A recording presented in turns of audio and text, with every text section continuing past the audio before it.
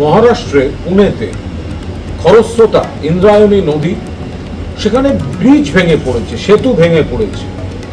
পর্যটক অনেকে নিখোঁজ, এখনো মৃত্যুর খবর ইতিমধ্যেই এসে পৌঁছেছে।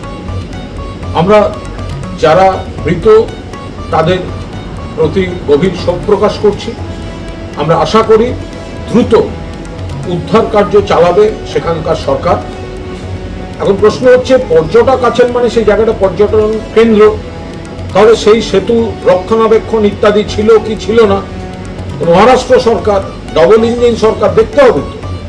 দুর্ঘটনা সবসময়ই দুর্ঘটনা, কিন্তু বিজেপি চিরকাল দুর্ঘটনা নিয়ে রাজনীতি করে এসছে।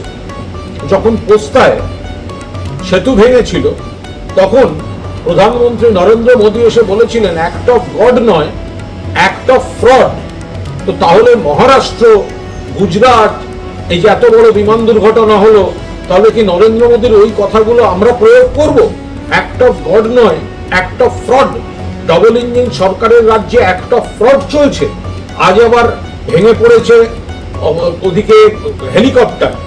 তো এখন এই জায়গায় দাঁড়িয়ে আমরা এই ধরনের কুরুচিকর কোনো মন্তব্য করছি না, কিন্তু কেন বিমান দুর্ঘটনা হলো, কেন সেতু ভেঙে পড়লো, এগুলোরও যথাযথ তদন্ত হওয়া উচিত। এবং সেতুর জায়গায় যেহেতু এখনো অনেক পর্যটকের খোঁজ পাওয়া যাচ্ছে না, দ্রুত গতিতে সর্বশক্তিতে উদ্ধার কার্য চলা উচিত।